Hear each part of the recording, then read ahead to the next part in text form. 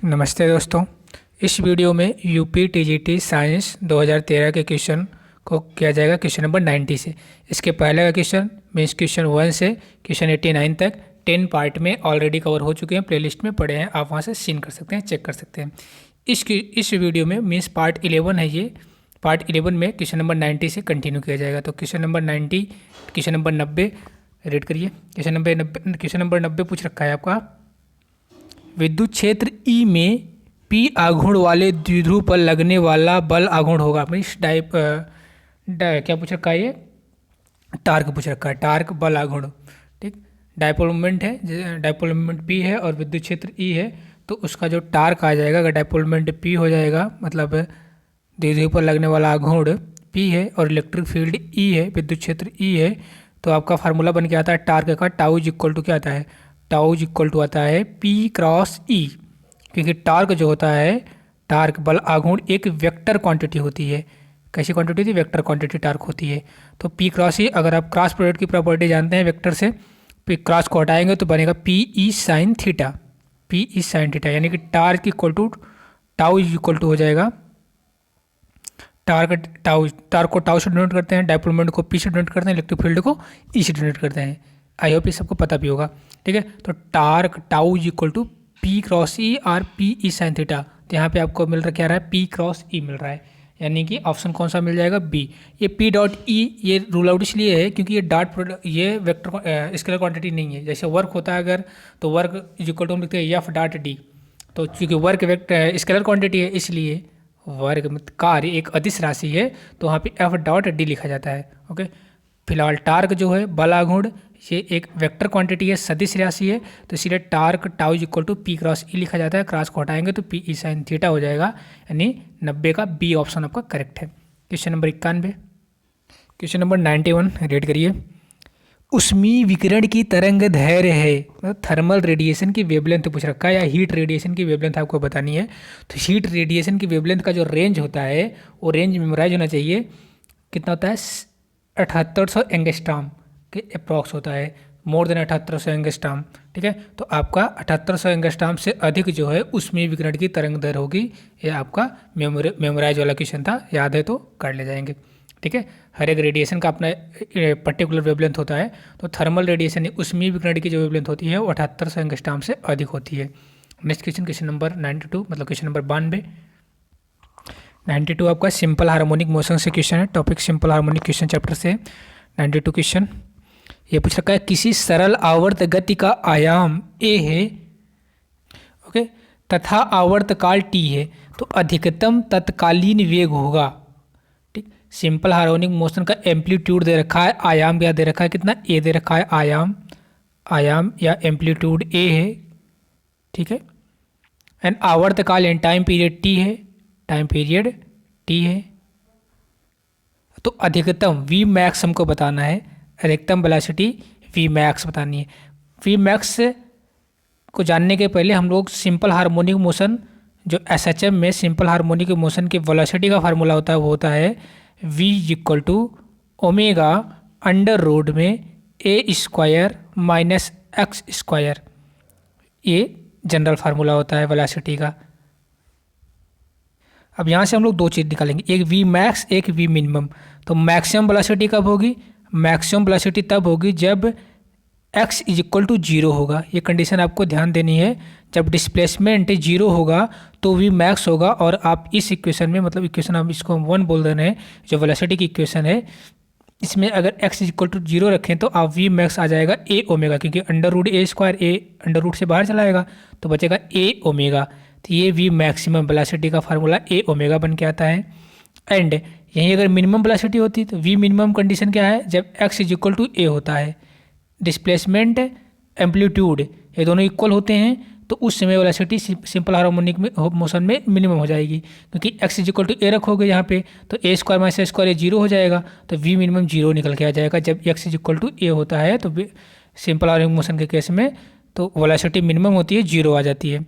अब v max is equal to a omega है, और आई होप कि ये चीज़ सबको पता होगा कि ओमेगा इक्वल टू क्या होता है, ओमेगा इक्वल टू होता है, चूँकि ओमेगा इक्वल टू होता है 2 pi by T, 2 pi by time period ये होता है। तो ओमेगा के स्थान पे हम ओमेगा को रिप्लेस करते हैं 2 पाई बाई टी से, या ओमेगा के स्थान पे 2 पाई बाई टी रख सकते हैं।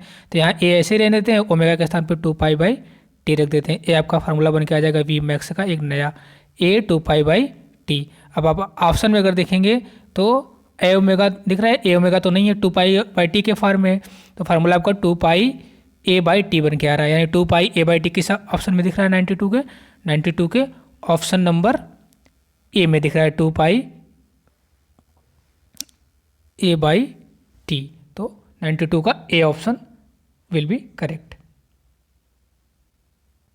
ओके, एक बार सोल्यूशन फिर से देख लीजिए कैसे करना है आपका। अगर ए मिनिमम पूछता है, मिनिमम वेलोसिटी, तो आप 0 बताते हैं, और अगर इस फॉर्म में होता है ए ओमेगा के फॉर्म में तो वी मैक्सिमम ए ओमेगा होता। अब कुछ बुक में आंसर गलत दिया है तो मतलब ध्यान से करना है, आंसर पे नहीं जाना है। बुक के जो बुक के सोल्यूशन है, बुक में आंसर गलत दे रहा है, ठीक है। तो इसका आंसर आपका 92 का ए ही होगा, ठीक है। आपके सामने सोल्यूशन है, चेक कर सकते हैं। ओके, तो क्वेश्चन नंबर 93 किसी खोखले गोले के केंद्र पर गुरुत्वीय क्षेत्र की तीव्रता होती है। तो ये है ग्रेविटेशन से क्वेश्चन, ग्रेविटेशन गुरुत्वाकर्षण बल से, ठीक। गुरुत्वाकर्षण से क्वेश्चन ये खोखला गोला यानी कि हॉलो स्फीयर, कोई हॉलो स्फीयर है तो हॉलो स्फीयर के सेंटर पे, ये हॉलो स्फीयर हुआ, हॉलो स्फीयर के सेंटर पे 3 जगह इलेक्ट्रिक फील्ड पूछेगा, सॉरी ग्रेविटेशनल फील्ड, मतलब गुरुत्वीय क्षेत्र की तीव्रता, ग्रेविटेशनल फील्ड इंटेंसिटी, गुरुत्वीय क्षेत्र की तीव्रता हॉलो स्फीयर, ये हॉलो स्फीयर में लिख दे रहा हूँ, हॉलो स्फीयर के 3 स्थान पे पूछ सकता है ग्रेविटेशनल फील्ड इंटेंसिटी, यानी कि जी ई, ग्रेविटेशनल फील्ड इंटेंसिटी कहाँ, एक तो सेंटर पे, हॉलो स्फीयर के सेंटर पे, दूसरा इसके सरफेस पे, ये सरफेस हुआ इसका, ऑन सरफेस पे ग्रेविटेशनल फील्ड इंटेंसिटी बता दीजिए, and outside the spherical shell के बाहर बता दीजिए ग्रेविटेशनल फील्ड इंटेंसिटी, 3 जगह, ठीक है। अब सेंटर या इनसाइड, यहाँ इनसाइड वर्ड यूज करें तो वही चीज़, सेंटर बोले या इनसाइड बोले, तो सेंटर या इनसाइड पे, हॉलो स्फीयर के सेंटर या इनसाइड पे जो ग्रेविटेशनल फील्ड इंटेंसिटी होती है वो होती है 0, क्या होती है 0। हॉलो स्फीयर के सेंटर पे, हॉलो स्फीयर के इनसाइड ग्रेविटेशनल फील्ड इंटेंसिटी 0 होती है, और सरफेस और आउटसाइड इन दोनों पे ग्रेविटेशनल फील्ड इंटेंसिटी क्या होती है Gm/r², Gm/r², ये होती है। बट अगर यहीं पे हॉलो स्फीयर की जगह सॉलिड स्फीयर होता, जरा इसको मैं मिटा के यहाँ पे सॉलिड स्फीयर तब क्या केस बनता। फिलहाल आंसर तो मिल गया आपका, खोखले गोले की बात हो रही है तो खोखले गोले के लिए आपका आंसर हो जाएगा 0, क्योंकि सेंटर पे पूछा है तो ग्रेविटेशनल फील्ड इंटेंसिटी 0 हो जाएगी। बट अगर यही होलो न होकर सॉलिड स्फीयर होता, तो अगर ये सॉलिड स्फीयर होता तो यहाँ पे सब कुछ वही रहता, बट यहाँ पे एक चेंज हो जाता, ग्रेविटेशनल फील्ड इंटेंसिटी जो सेंटर या अंदर जो हो जाएगी वो हो जाएगी क्या Gm/r/R3, बस बाकी सब सेम रहेगा, सरफेस पे और आउटसाइड वही रहेगा Gm/r²। तो आई होप क्लियर हो गया, ग्रेविटेशनल फील्ड इंटेंसिटी जो होगी गुरुत्वीय क्षेत्र की तीव्रता सॉलिड स्फीयर और हॉलो स्फीयर दोनों के लिए। लेकिन क्वेश्चन था किसके लिए, हॉलो स्फीयर के लिए। हॉलो स्फीयर के सेंटर पे या हॉलो स्फीयर के अंदर कहीं भी ग्रेविटेशनल फील्ड इंटेंसिटी गुरुत्वीय क्षेत्र की तीव्रता 0 होती है, यानी 93 का C option will be correct. Question number 94 पूछ रखा है 40 gram NaOH, 40 gram sodium hydroxide को 1000 ग्राम जल में घोलने पर बना विलयन होगा। तो ध्यान से 40 ग्राम NaOH दे रखा है, 40 gram NaOH and 1000 gram water. Water यहाँ पे क्या है सॉल्वेंट, वाटर क्या है सॉल्वेंट। अब जो विलयन बनेगा 40 ग्राम सोडियम हाइड्रोक्साइड को 1000 ग्राम पानी में डालने पे ये सॉल्यूट हो गया। तो सॉल्यूट, विलेय और विलायक, ठीक है, सॉल्यूट और सॉल्वेंट दोनों मिलकर क्या बनाता है सॉल्यूशन। तो ये दोनों जब आप ऐड कर दोगे तो सॉल्यूशन बनेगा।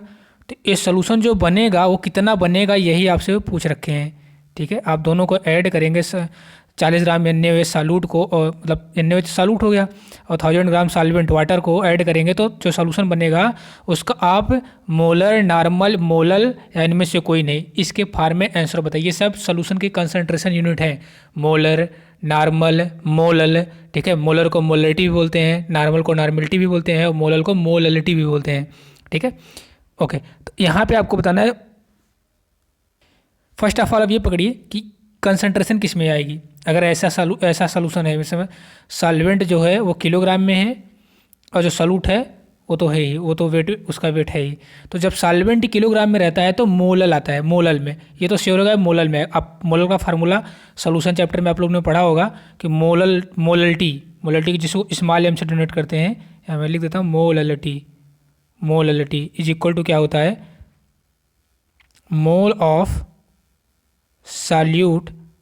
सॉल्यूट का mole upon weight of solvent in kilogram.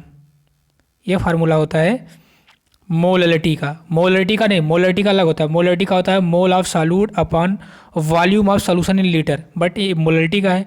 तो आप यहाँ पे अब मोल को क्या लिख सकते हैं, चूंकि मोल इज इक्वल टू होता है वेट अपॉन मॉलिक्यूलर वेट, चूंकि मोल इज इक्वल टू होता है वेट अपॉन मॉलिक्यूलर वेट, तो यहाँ मोल के स्थान पे हम ये फार्मूला पुटअप कर सकते हैं।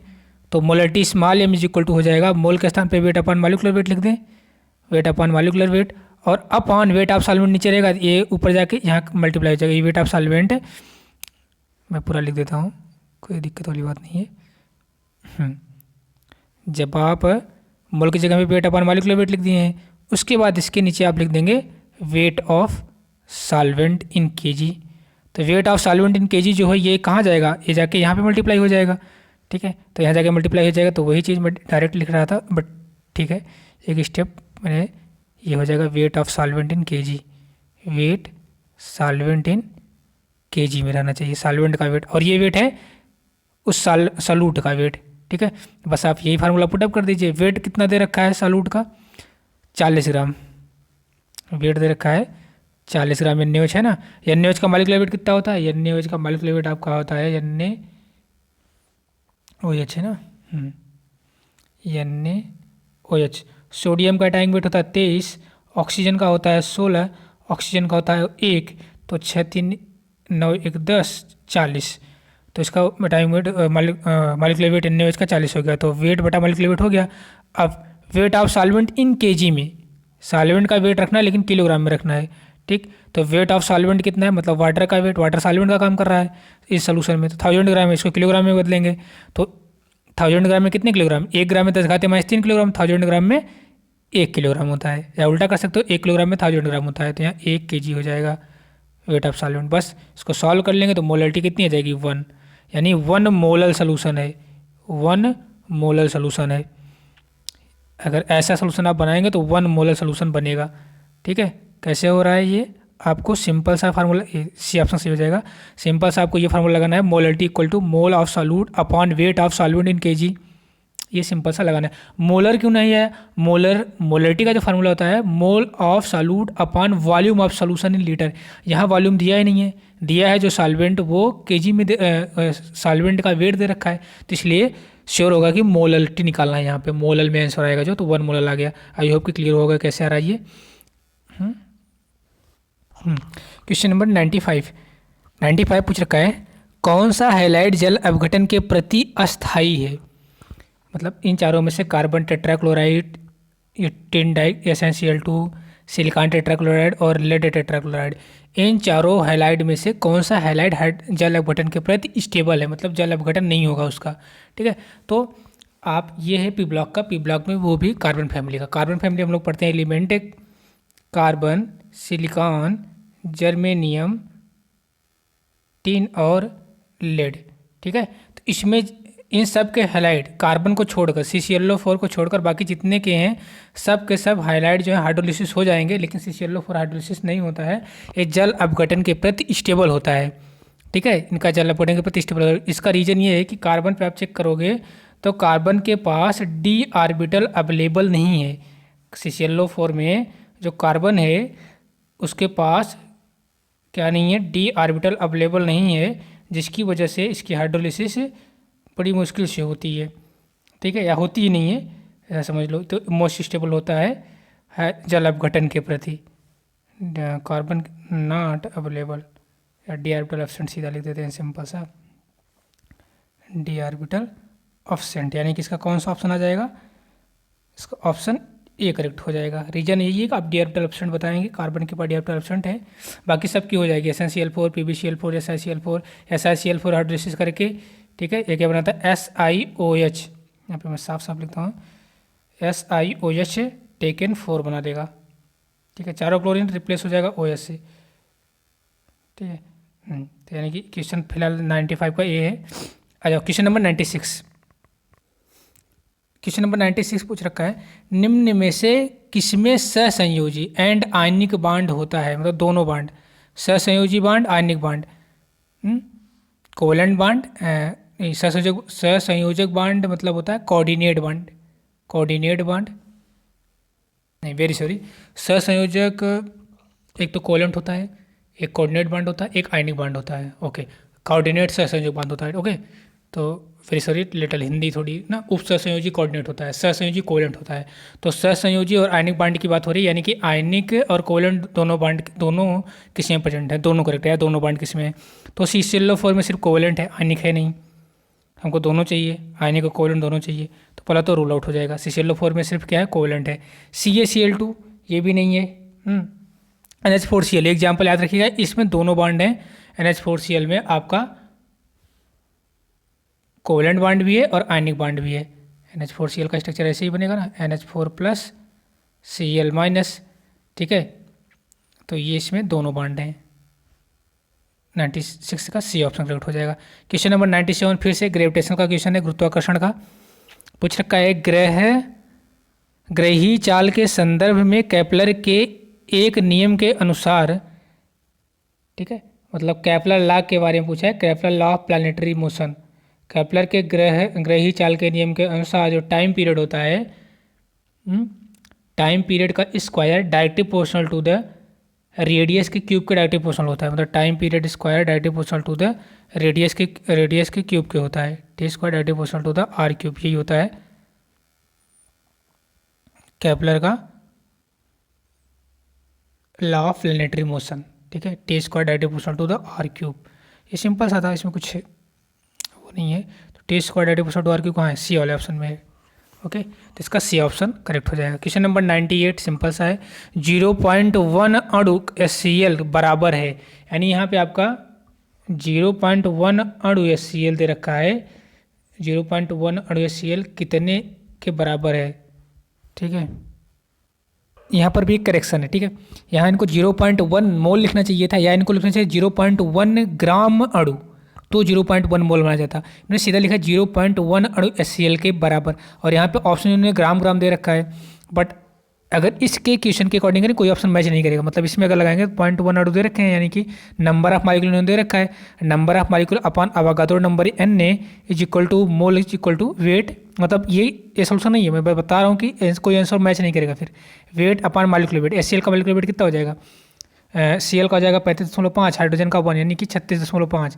और इनका वेट आ जाएगा कुछ 36.5 गुणे 0.1, और ये अपान में Na अवगाद्रो नंबर है यहाँ पे, यानी 3.65 अपान Na इतना आएगा, और ऐसा किसी ऑप्शन में दिख नहीं रहा है। तो यहाँ 0.1 अणु नहीं, यहाँ 0.1 ग्राम अणु इनको लिखना चाहिए था, या 0.1 मोल, तो मैं इनको 0.1 मोल मान के चल रहा हूँ, और आप इंग्लिश में देखेंगे आंसर में तो 0.1 मोल ही है, ठीक है। तो हिंदी वाले आंसर में देखो, हिंदी लैंग्वेज में थोड़ा सा करेक्शन है, काफ़ी क्वेश्चन आप आंसर में देखोगे तो करेक्शन है, तो वहाँ पे करेक्शन आपको करना पड़ेगा, ठीक है। तो 0.1 को 1 अणु को आप 0.1 मोल मान लीजिए, तो 0.1 मोल, और मोल का फार्मूला होता है क्या, मोल इक्वल टू होता है वेट अपॉन मॉलिक्यूलर वेट, जो भी कंपाउंड आयन या सब जो भी कंपाउंड आयन या मॉलिक्यूल्स है उसका weight divide by molecular weight कर देंगे, ये मोल का फार्मूला हो जाएगा। तो 0.1 मोल के स्थान पे वेट हमको निकालना ही है, HCl का मॉलिक्यूलर वेट कितना हो जाएगा, 36.5, 36.5 यही होगा, ओके। अब वेट क्रॉस मल्टीप्लाई हो जाएगा, तो वेट इज इक्वल टू क्या आ जाएगा, वेट इज इक्वल टू हो जाएगा 3.65 ग्राम आ जाएगा इसका आंसर, ओके, यानी कौन सा ऑप्शन करेक्ट आ जाएगा? ऑप्शन नंबर ए करेक्ट आ जाएगा। और इसको 0.1 अणु मान के करेंगे तो 3.65 अपान ए एन ए आएगा। तो यहाँ पे अणु नहीं मान के करना है, अणु मान के करेंगे कोई ऑप्शन ही नहीं मैच करेगा, तो इसलिए इसको मोल मान के आप करिए, तो ए ऑप्शन मैच कर जाएगा 98 का ए।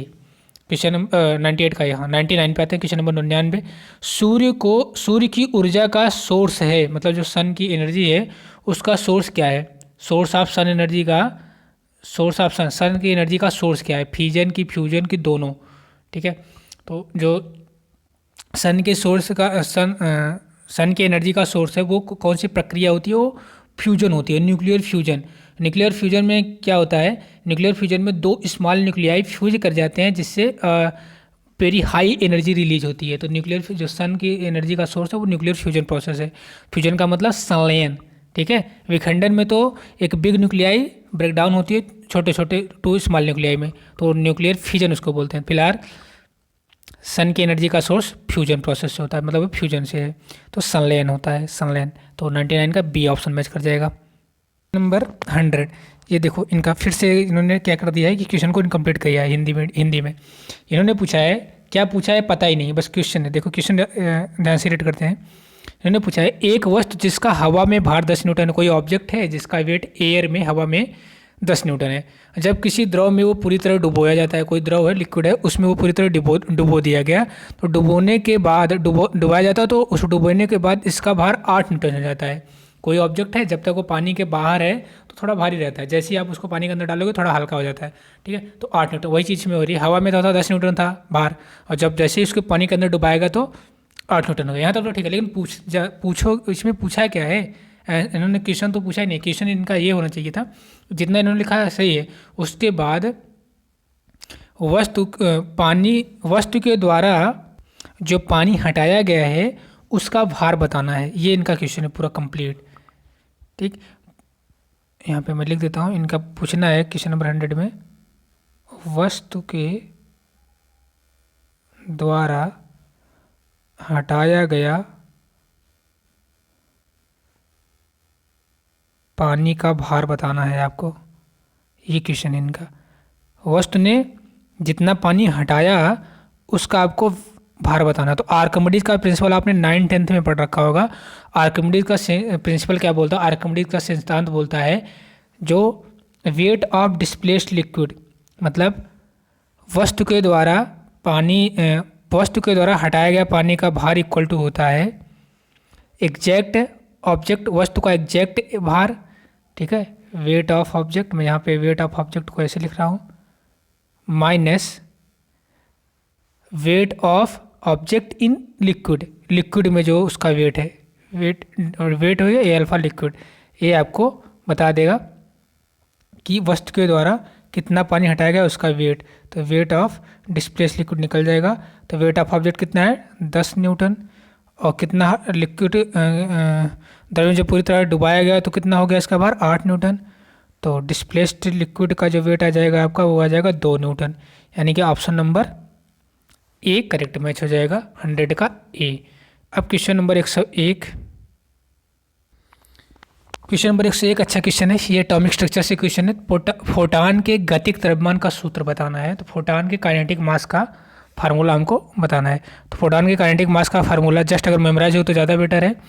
इसका होता है m बराबर h अपान c लैम्डा, m बराबर h अपान c लैम्डा, ये इसका फार्मूला होता है।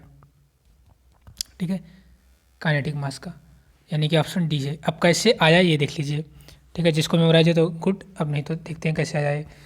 देखिए, हम लोग 2 फार्मूले पढ़ते हैं। एक आइंस्टीन का एनर्जी का फार्मूला E बराबर mc²।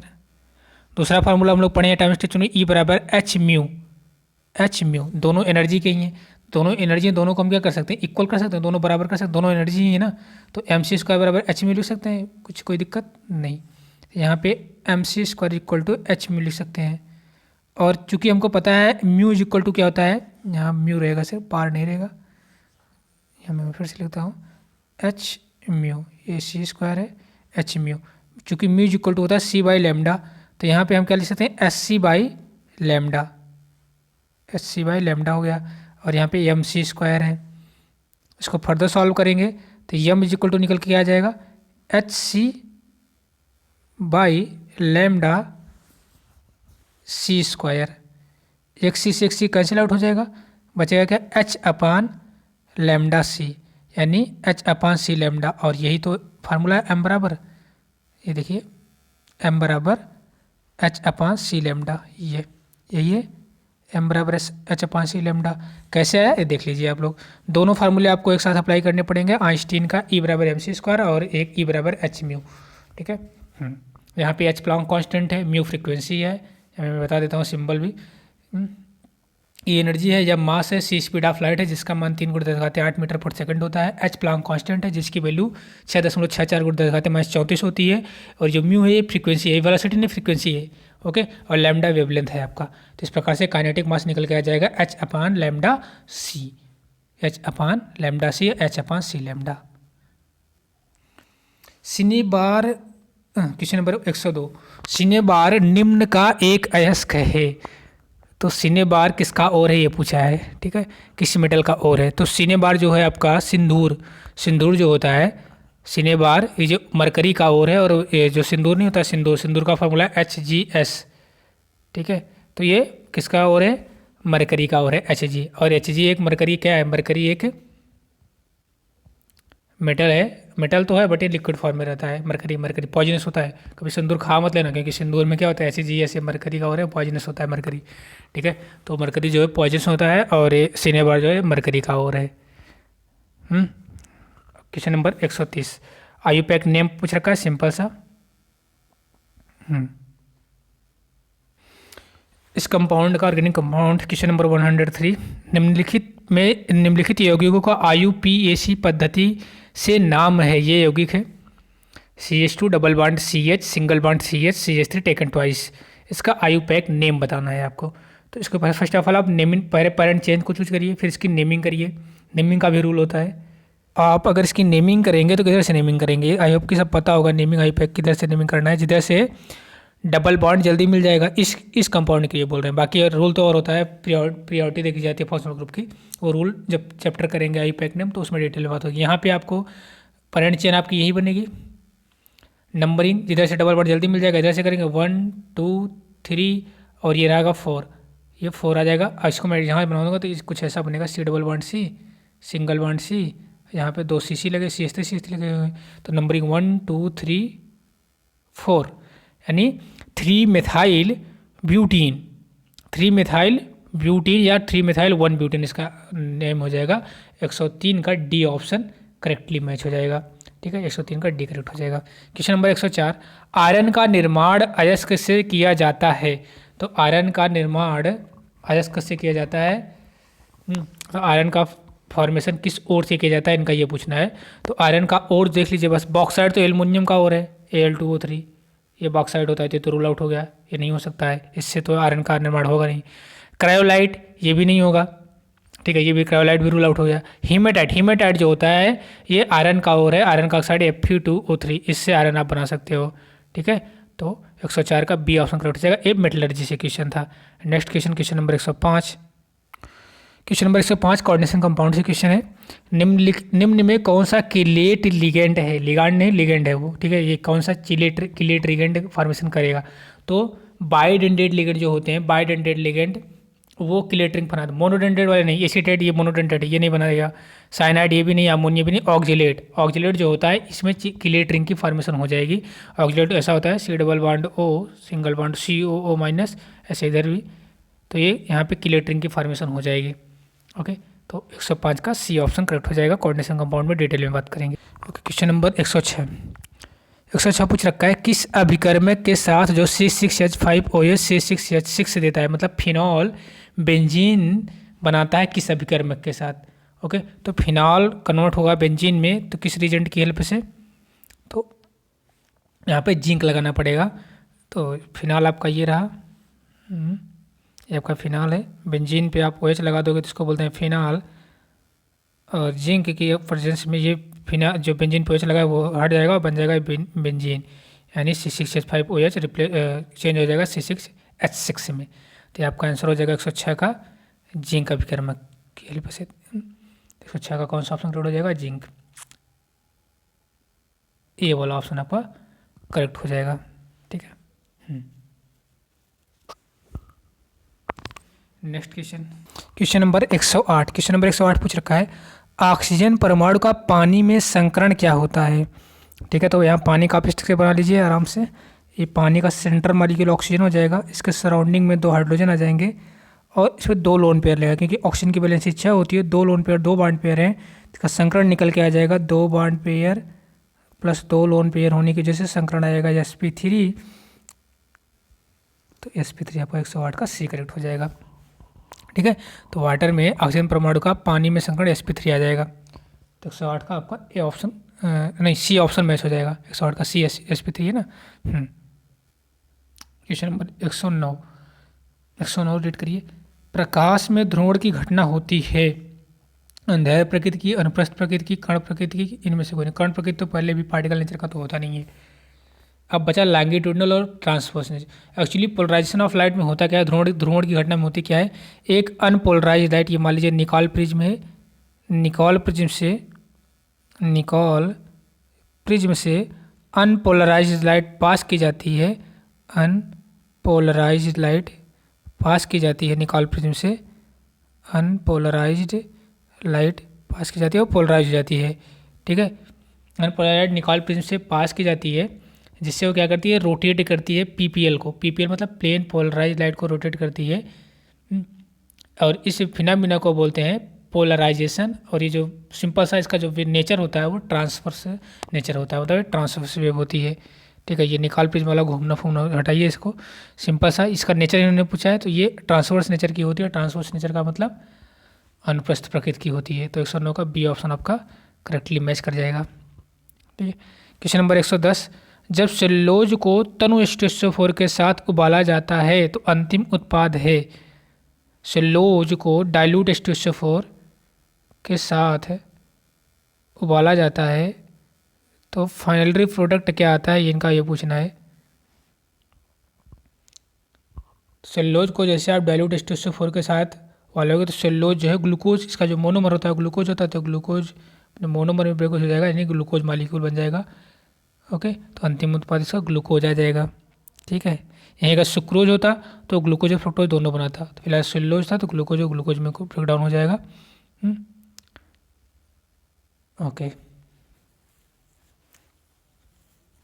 और यहाँ से वाटर निकल जाएगा, क्योंकि डाइल्यूट H2SO4 यहाँ डिहाइड्रेटिंग एजेंट का काम करेगा, ध्यान देना है। और यहाँ सेल्यूलोज ना होकर अगर सुक्रोज होता तो ग्लूकोज और फ्रक्टोज में टूटता, माल्टोज होता तो ग्लूकोज और गैलेक्टोज में टूटता, तो ये सब ध्यान देना है। तो 110 का ए सिंपल सा सेल्यूलोज ग्लूकोज में टूट जाएगा, 110 का ए करेक्ट हो जाएगा।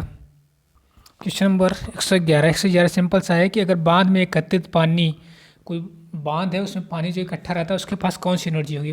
पानी मूव नहीं कर रहा है, इकट्ठा है, स्टैग्नेंट वाटर मतलब पानी स्थिर है, तो स्थिर है तो स्थिति ऊर्जा रहेगी, यानी कि पोटेंशियल एनर्जी रहेगी। ओके, तो 111 का डी हो जाएगा, सिंपल सा था, ऑनलाइन क्वेश्चन है। 112, प्रकाश विद्युत उत्सर्जन के लिए आवश्यक है। फोटो इलेक्ट्रिक इफेक्ट जो होता है, फोटो इलेक्ट्रिक में प्रकाश विद्युत उत्सर्जन के लिए क्या कंडीशन है, कंडीशन उन्होंने पूछ रखा है। तो फोटो इलेक्ट्रिक इफेक्ट में जो इंसिडेंट लाइट होती है, इंसिडेंट लाइट की एनर्जी ज़्यादा होनी चाहिए वर्क फंक्शन से। ठीक है, यानी कि इंसिडेंट लाइट है कि जो एनर्जी होगी, एनर्जी वो वर्क फंक्शन W0 से ज़्यादा होगी तो इमिशन होगा। ठीक है, प्रकाश विद्युत उत्सर्जन तभी होगा, यानी E=H μ जो होगा, W0 H μ0 होता है, H μ0 से ज़्यादा होना चाहिए। एनर्जी वर्क फंक्शन से ज़्यादा होगी, ऊर्जा वर्क फंक्शन से, कार्यफलन से ज़्यादा होगी, तभी प्रकाश विद्युत उत्सर्जन होगा। या इसको ऐसे भी लिख सकते हैं, E max greater than H μ0, H v नहीं, H μ0 बोले, μ0 फ्रिक्वेंसी है ना ये। ओके, ठीक है, ये H होगा प्लांक कांस्टेंट, μ0 हो गया आपकी frequency, threshold frequency, threshold frequency. तो ये आपका कौन सा ऑप्शन मैच कर जाएगा? 112 का डी। ठीक है, ये वर्क फंक्शन है आपका, वर्क फंक्शन से ज़्यादा होनी चाहिए एनर्जी, तभी प्रकाश विद्युत उत्सर्जन होगा। तो 112 का आपका कौन सा ऑप्शन मैच कर जाएगा? एक मिनट, ये अगर बराबर होगा तब भी काम चल जाएगा। ठीक है, तो इससे ज़्यादा बेटर डी तो सही होता, अगर बी नहीं होता तो डी सही होता। अब आप हर एक ऑप्शन को मैच कर ली, इसीलिए हर एक ऑप्शन पे जाना चाहिए। ठीक है, तुरंत क्लिक करेंगे तो गलत होने का चांस ज़्यादा बढ़ जाएगा। ठीक है, देखिए डी ऑप्शन करेक्ट होता जब बी नहीं होता, ठीक है। बी में देखिए ज़्यादा करेक्ट है। जो वर्क फंक्शन एनर्जी जो है, एनर्जी वर्क फंक्शन से ज़्यादा होनी चाहिए या वर्क फंक्शन के बराबर होनी चाहिए तो प्रकाश विद्युत उत्सर्जन हो जाएगा। अगर ये यहाँ पे मैं लिख देता हूँ, प्रकाश विद्युत उत्सर्जन हो जाएगा। लेकिन अगर वर्क फंक्शन ज़्यादा हो गया और एनर्जी कम है या तो वहाँ पे वो विद्युत उत्सर्जन नहीं होगा, ठीक है। तो ये कंडीशन मोर बेटर है देन डी, तो आपका बी ऑप्शन ज़्यादा बेटर है, यानी एच म्यू या एच म्यू नॉट से ज़्यादा हो या एच म्यू नॉट के बराबर हो तो विद्युत उत्सर्जन हो जाएगा। तो 112 का बी करेक्ट हो जाएगा। यही प्रकाश विद्युत उत्सर्जन की कंडीशन ही है, एनर्जी वर्क फंक्शन के बराबर हो या एनर्जी वर्क फंक्शन से ज़्यादा हो प्रकाश विद्युत उत्सर्जन हो जाएगा, ठीक है। ये आप मॉडर्न फिजिक्स में पढ़ेंगे, फोटो इलेक्ट्रिक इफेक्ट में। गैमेक्सिन का फार्मूला बताना है। गैमेक्सिन है तो गैमेक्सिन जो है वो BHC बेंजीन हेक्साक्लोराइड को गैमेक्सिन बोलते हैं, जो कि एक इंसेक्टिसाइड होती है, इंसेक्ट को किल करने वाली दवा बोल लो, इंसेक्टिसाइड होती है जिसका नाम है गैमेक्सिन और इसका फार्मूला है बेंजीन हेक्साक्लोराइड। और बेंजीन हेक्साक्लोराइड आप बेंजीन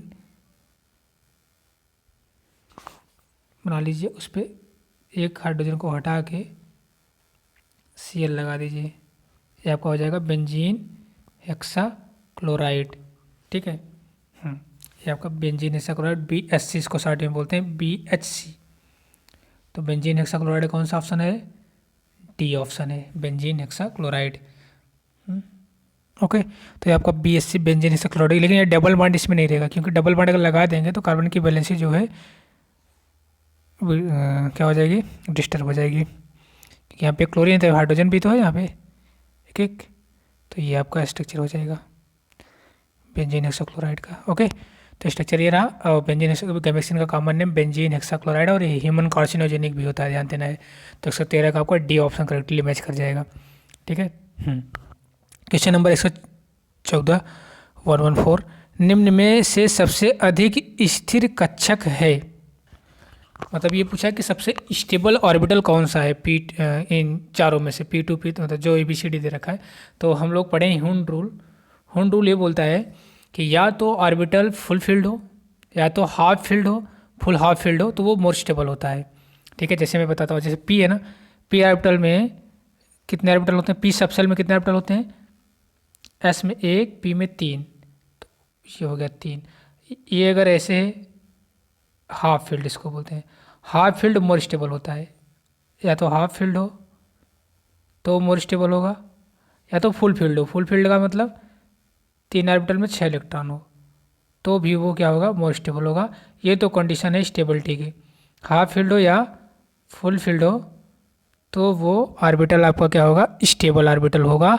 अब इसमें से आप देख लीजिए P2 तो नहीं होगा उतना स्टेबल, P3 होगा लेकिन P2 नहीं होगा। यहाँ पे P4 नहीं होगा, D4 भी नहीं होगा। अगर D की बात करें तो D में 5 ऑर्बिटल होते हैं D सबसेल में, तो 1 2 3 4 एक 5, 4 ही है। तो ये हाफ फील्ड भी नहीं है ना फुल फील्ड है, तो ये भी अभी रूल आउट है। सब ऑप्शन मैच करके चेक करना पड़ेगा सबसे अधिक कौन सा पूछा ना। तो अब देखो P3 D5 ये लग रहा है, क्यों? D5 में D5 हो गया, हाफ फील्ड है, मोर स्टेबल। P3 में ये P3 रहा, हाफ फील्ड है, मोर स्टेबल, यानी 114 का C ऑप्शन करेक्टली मैच हो जाएगा। ओके, आप D5 D7 को चेक करेंगे, D5 तो ठीक है स्टेबल है लेकिन D7 नहीं है, तो यहाँ पे रूल आउट हो जाएगा। तो 114 का C ऑप्शन करेक्ट हो जाएगा। क्वेश्चन नंबर 114 के बाद क्वेश्चन नंबर 115 जो है ये इलेक्ट्रोमैग्नेटिक वेव से क्वेश्चन है। आप लोग प्लेलिस्ट में जाके एटॉमिक स्ट्रक्चर को चेक करेंगे, वहाँ हम लोगों ने एटॉमिक स्ट्रक्चर का डिटेल में डिस्कस किया है इलेक्ट्रोमैग्नेटिक वेव वाले टॉपिक में, वहाँ से क्वेश्चन क्लियर हो जाएगा, ठीक है।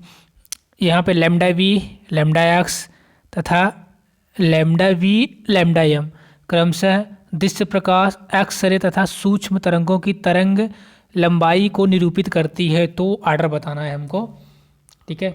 मीन्स इन्होंने दे रखा है, क्या क्या दे रखा है इन्होंने, वेवलेंथ ऑफ किसकी वेवलेंथ दे रखा है, विजिबल लाइट की। विजिबल लाइट के लिए इन्होंने लैम्डा V विजिबल लाइट की वेवलेंथ हो गई। एक्स रे की लैम्डा X इन्होंने दे रखा है एक्स रे का। और किसका दे रखा है इन्होंने, माइक्रोवेव का दे रखा है। माइक्रोवेव का क्या दे रखा है, लैम्डा M। तो हमको वेवलेंथ का आर्डर बताना है। हम लोग इलेक्ट्रोमैग्नेटिक वेव में आर्डर देखे थे, जो एनर्जी का आर्डर होता है वही जो है फ्रीक्वेंसी का ऑर्डर होता है, बट उसके उल्टा जो है वेवलेंथ का ऑर्डर, क्योंकि ई बराबर हम फार्मूला जानते हैं क्या, ई बराबर एच म्यू, अब ये यहाँ पे लिख रहे हैं ई बराबर एच म्यू एंड ई बराबर होता है म्यू बराबर C by lambda, S C by lambda. Energy frequency directly है, बट एनर्जी और वेवलेंथ इन्वर्सली है। तो सबसे ज़्यादा जो एनर्जी होगी वो किसकी होती है, सबसे ज़्यादा एनर्जी के मामले में देखें तो गामा रे सबसे ज़्यादा energy, then X ray energy और फ्रिक्वेंसी दोनों, ठीक है, गामा रे की एनर्जी फ्रिक्वेंसी दोनों, देन एक्स रे उसके बाद ultraviolet ray UV, then UV के बाद आएगा आपका विजिबल रीजन, फिर इंफ्रारेड रीजन, उसके बाद माइक्रोवेव और रेडियो वेव। यानी माइक्रोवेव की एनर्जी सबसे कम है लेकिन वेवलेंथ सबसे ज़्यादा है। तो अगर हम ऑर्डर बनाए सबसे ज़्यादा माइक्रोवेव की आएगी, यानी लैम्डा एम की वेवलेंथ सबसे ज़्यादा आएगी। देन उसके बाद आपकी विजिबल की आएगी और सबसे कम एक्सरे की वेवलेंथ आएगी। तो लैम्डा एम यह ऑर्डर बनेगा, सबसे ज़्यादा lambda M, then lambda V, then lambda X. किस ऑप्शन में दिख रहा है, lambda M, lambda V, lambda D option में। तो 115 का डी। आप वहाँ से एक बार क्वेश्चन देखेंगे तो एक क्वेश्चन एकदम क्लियर टू क्लियर, मतलब ईएम वेव का कोई क्वेश्चन आप गलत नहीं करोगे एटॉमिक स्ट्रक्चर का। इतने डिटेल में हम लोगों ने बात की, पीजीटी लेवल तक की बात उस मतलब कि वीडियो में हमने कवर कर रखा है। केमिस्ट्री का तो टोटल हो जाएगा। चलिए 116 नंबर, एक 6 इलेक्ट्रॉन वोल्ट ऊर्जा का इलेक्ट्रॉन हाइड्रोजन परमाणु से टकराता है तो ये जो संगठन है कैसा आता है, ये कोलिजन से है ना। हाँ, तो परफेक्टली इनइलास्टिक, परफेक्टली इलास्टिक ऐसा है, पूर्णतः अप्रत्यास्थ, पूर्णतः प्रत्यास्थ, आंशिक प्रत्यास्था कि आंशिक अप्रत्यास्था। तो इसमें आपका जो है ये पूर्णतः प्रत्यास्था टाइप का कोलिजन है, परफेक्टली इलास्टिक टाइप का कोलिजन है ये। ऐसा कोलिजन मतलब जब इलेक्ट्रॉन हाइड्रोजन एटम से टकराता है विशेष 6 इलेक्ट्रॉन एनर्जी के साथ, तो परफेक्टली इलास्टिक पूर्णतः प्रत्यास्थ कोलिजन होता है ये। 117 पे आता है, सिंपल सा क्वेश्चन है, फिर भी अगेन एटॉमिक स्ट्रक्चर से है। एटॉमिक स्ट्रक्चर मोस्ट इंपॉर्टेंट है फॉर टीजीटी के लिए एंड पीजीटी के लिए। टीजीटी के लिए तो मोस्ट हो, क्योंकि मॉडर्न में भी है और केमिस्ट्री में तो है ही, कितना क्वेश्चन आ रहा है, ठीक है। तो कक्षक 4s में चुंबकीय क्वांटम संख्या होती है, मतलब आपको ऑर्बिटल 4s दे रखा है, उसमें मैग्नेटिक क्वांटम नंबर पूछा है, उसके लिए मैग्नेटिक क्वांटम नंबर पूछा है। 4s के लिए मैग्नेटिक क्वांटम नंबर आपको बताना, तो यहाँ एस सब सेल है ना, एस सब सेल है, तो यहाँ एस सब सेल के लिए आपका मैग्नेटिक क्वांटम नंबर होता है कितना,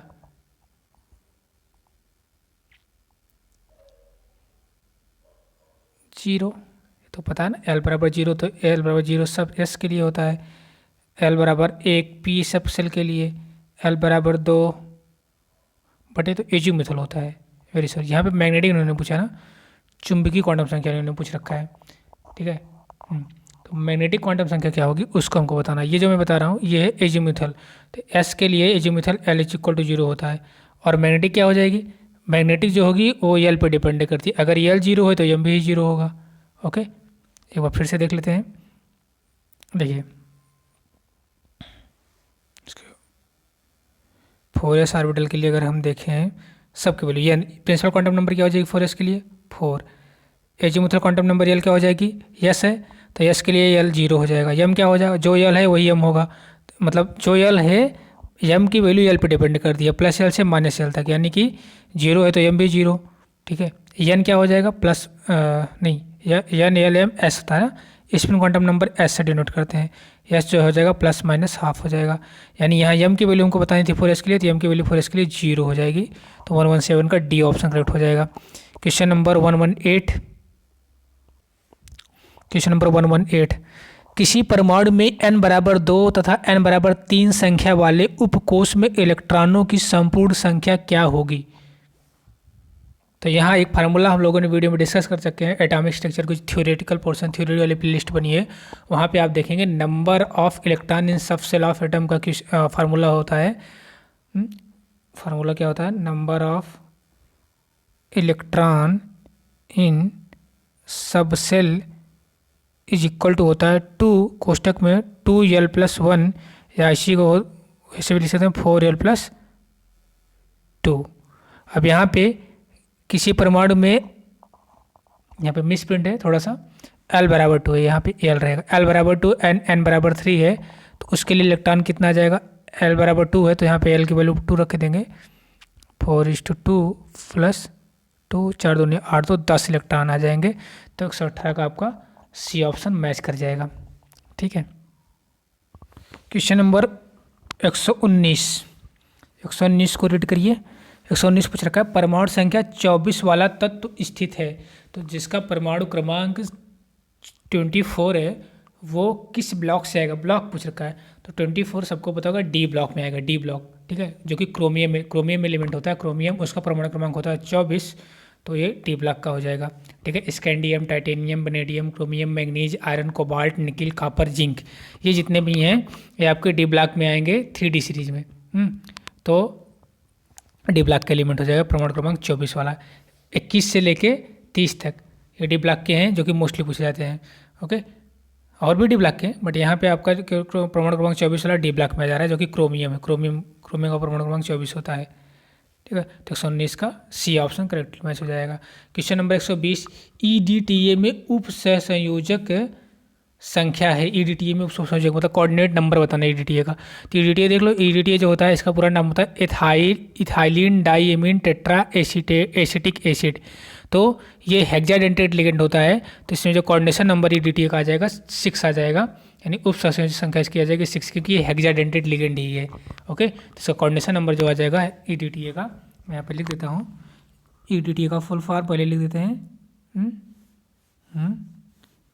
EDTA का पूरा नाम होता है इथाइल डाइएमीन। स्ट्रक्चर बना देते हैं, एक मिनट स्ट्रक्चर आप बनाएंगे। इथाइल डाइएमीन, पहले आप इथाइल बना लीजिए। इथाइल ये हो गया CH2 इथाइलिन। फिर डाइएमीन के लिए एमीन NN। टेट्रा एसीटेट के लिए 4 एसिटिक एसिड, आप CH2 COO CH2 COO, इधर ऐसे 2 CH2 COO CH2 COO, ये आपका EDTA हो गया, जिसका कोऑर्डिनेशन नंबर जो कि हेक्साडेंटेट लिगेंड है। हेक्साडेंटेट लिगेंड होने की वजह से इसका कोऑर्डिनेशन नंबर आ जाएगा कितना, सॉरी 6, 4 नहीं 6। ठीक है, तो ये 6 आ जाएगा। एक कोऑर्डिनेशन कंपाउंड का क्वेश्चन है। क्वेश्चन नंबर 120 का दिया गया 121 नंबर देखते हैं। यहाँ पे 1 AMU द्रव्यमान की पूरी तरह विनष्ट करने पर प्राप्त ऊर्जा होती है। तो 1 AMU इक्वल टू पूछा है, तो जो डाटाबेस की स्टूडेंट है 1 AMU इक्वल टू होता है 931 मिली इलेक्ट्रॉन वोल्ट के। 1 atomic mass unit equal to होता है 931 मिली इलेक्ट्रॉन वोल्ट के इक्वल टू होता है। ये वैल्यू थी, सिर्फ सिंपल सा क्वेश्चन था। 121 का डी ऑप्शन करेक्ट है ना। 1 AMU equal to 931 milli electron volt होता है। 1 atomic mass unit equal to 931 milli electron volt होता है। 122 question, 25 millilitre NaOH sodium hydroxide विलयन के पूर्ण उदासीनीकरण के लिए 0.16 ग्राम द्विभाषमिक अम्ल डाइबेसिक एसिड की आवश्यकता होती है, तो अम्ल का अणुभार बताना है। तो कंप्लीट न्यूट्रलाइजेशन है। ठीक है, वॉल्यूम दे रखा है, कितना वॉल्यूम दे रखा है 25 मिलीलीटर। एंड NaOH जो सॉल्वेंट है विलयन में वो NaOH है। और जो डाइबेसिक एसिड है उसका वेट कितना है, डाइबेसिक एसिड का वेट है 0.16 ग्राम। और चूँकि डाइबेसिक है तो यहाँ पे वैलेंसी हो जाएगी 2, या एक्स फैक्टर किसी बुक में लिखा रखता है। अब यहाँ नॉर्मेलिटी का फार्मूला लगा देंगे। नॉर्मेलिटी इज इक्वल टू होगी, normality is equal to weight upon equivalent weight into volume in litre, ये फार्मूला होता है। Weight upon equivalent weight equal to होता है एटॉमिक वेट या मॉलिक्यूलर वेट बटा वैलेंसी फैक्टर या एक्स फैक्टर। तो इक्विवेलेंट वेट ये हो जाएगा मॉलिक्यूलर वेट बटा एक्स फैक्टर या वैलेंसी, और यहाँ पे वॉल्यूम इन लीटर रहेगा। ये वॉल्यूम इन लीटर, इसको मैं एक्स कर देता हूँ, कन्फ्यूजन हो जाएगा, दोनों वी ही रहेगा। तो ये हो जाएगा आपका एक्स फैक्टर, मतलब जो एसिडिटी या बेसिसिटी रहेगी। तो एक्स यहाँ पे 2 है ना, यही है आपका एक्स फैक्टर है, तो यहाँ पे 2 हो जाएगा आपका। और नॉर्मेलिटी जब कंप्लीट न्यूट्रलाइजेशन केस यहाँ पे नॉर्मेलिटी दे नहीं रखा, तो नॉर्मेलिटी आप 1 मान लीजिए। ठीक है, 1 नॉर्मेलिटी हो गया। वेट कितना दे रखा है 0.16 ग्राम, जो कि क्वेश्चन में आपका है 0.16 ग्राम। मॉलिक्यूलर वेट अणुभार बताना ही है अम्ल का। वैलेंसी कितनी दे रखी है, यानी एक्स फैक्टर 2 दे रखा है। वॉल्यूम इन लीटर में रखना है, तो वॉल्यूम दे रखा है 25 मिलीलीटर, इसको लीटर में कन्वर्ट करेंगे तो 25 गुणे 10⁻³ लीटर हो जाएगा, क्योंकि 1 मिलीलीटर में 10⁻³ लीटर होता है, तो 25 मिलीलीटर में 25 गुणे 10⁻³ लीटर हो जाएगा। अब इसको सॉल्व कर लिया जाएगा फर्दर, तो मॉलिक्यूलर वेट निकल के आ जाएगा। इसको फर्दर सॉल्व करते हैं, तो 0.16, ये 2 जाके मल्टीप्लाई हो जाएगा ऊपर, ये 2 ऊपर चला जाएगा, 10⁻³ ऊपर जाएगा तो 10⁻+3 हो जाएगा, 10⁻³ अपॉन मॉलिक्यूलर वेट गुणे 2 = 1। अब यहाँ से मॉलिक्यूलर वेट इक्वल टू हो जाएगा 0.32 गुणे 10⁻³ अपॉन 2। अब इसको सॉल्व करेंगे, तो सॉल्व करने पे आंसर जो आएगा, ये ये मॉलिक्यूलर वेट इंटू 25 है ना, ये 25 है, ठीक है, ये 25 है, तो 25 रहेगा, ये 25, ठीक। अब इसको सॉल्व करने पे ये हो जाएगा 320, मतलब 320, क्योंकि यहाँ पे 32,000 हो जाएगा, लेकिन 2 डेसिमल दशमलव लगाना, 2 अंक के बाद दशमलव लग गया, बट्टे में 25। इसको सॉल्व कर लिया जाए तो 25 1 25 7 25 7 32, नहीं 25, हाँ 25 7 32 70 बचा, तो 25 दूना 50 20 बचा, 25 8 200, 120 जो है मॉलिक्यूलर वेट आ जाएगा इसका। तो मॉलिक्यूलर वेट कितना निकल के आ जाएगा? मॉलिक्यूलर वेट आपका आ जाएगा क्वेश्चन नंबर 122 का सी। सोल्यूशन में डिटेल में नॉर्मलिटी, मोलरिटी सब की बात होगी, जितनी भी सोल्यूशन की कंसंट्रेटेड यूनिट है वो सोल्यूशन चैप्टर में, विलियन चैप्टर में डिटेल में बात होगी।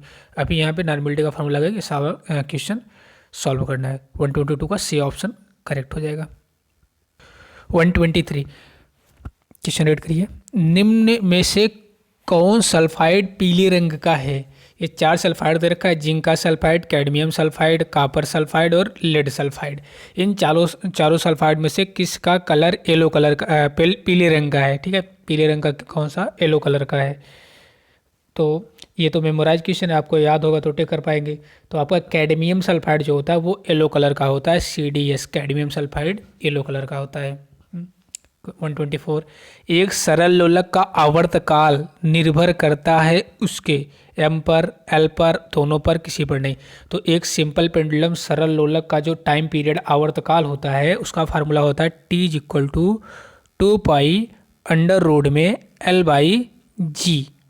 यानी कि सिंपल पेंडुलम का टाइम पीरियड 2 पाई कांस्टेंट है, G acceleration due to gravity है, ये भी कांस्टेंट है, जी का मान 9.8 मीटर पर सेकंड होता है, 2 पाई भी कांस्टेंट ही है। तो टाइम पीरियड किस पे डिपेंड कर रहा है? ओनली पेंडुलम के लेंथ में, वो भी कैसे? अंडर रूट पे, मतलब T directly proportional to the root L, या इसको ऐसे भी लिख सकते हैं T directly proportional to the L के पावर 1/2।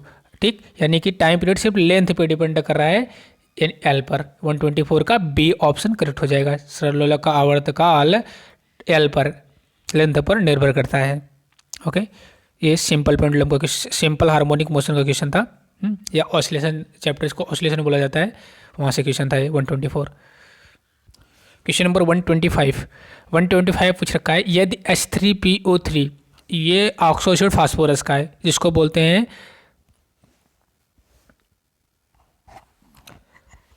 H3PO3 को बोलते हैं फास्फोरस एसिड।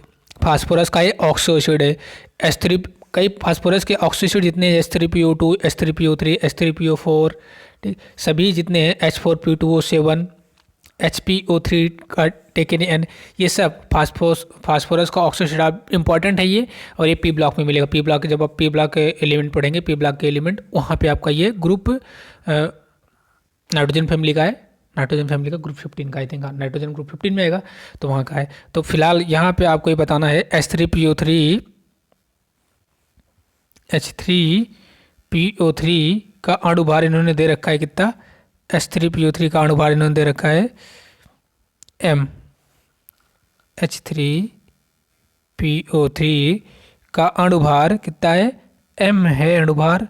तो इसका तुल्यांकी भार इक्विवेलेंट वेट बता दीजिए, इसका तुल्यांकी भार इक्विवेलेंट वेट बता दीजिए। तो इक्विवेलेंट वेट अभी जस्ट हम लोग ऊपर वाले क्वेश्चन में किए थे जब नॉर्मलिटी वाला, तो इक्विवेलेंट वेट इक्वल टू होता है मॉलिक्यूलर वेट अणुभार अपान एक्स फैक्टर यानी कि वैलेंसी। तो H3PO3 की आप वैलेंसी निकालना, अगर वैलेंसी आपको पता है या निकालना जानते हैं तो ये क्वेश्चन हो जाएगा। वैलेंस फैक्टर बोले ज़्यादा बेटर रहेगा। H3PO3 का वैलेंस फैक्टर या एक्स फैक्टर किसी बुक में लिखा रहता है, यानी कि उसकी एसिडिटी या basicity.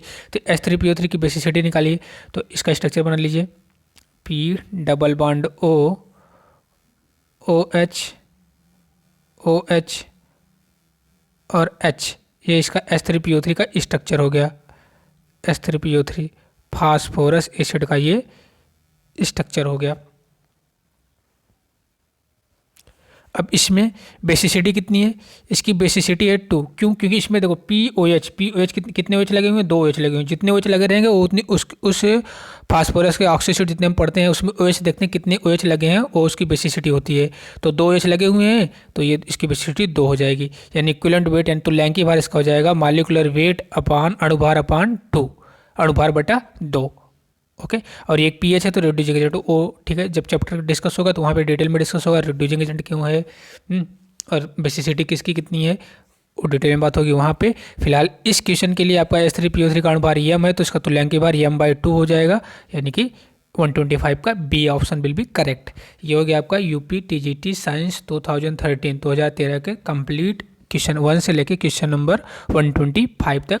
Please do like share and subscribe. Okay, thank you so much.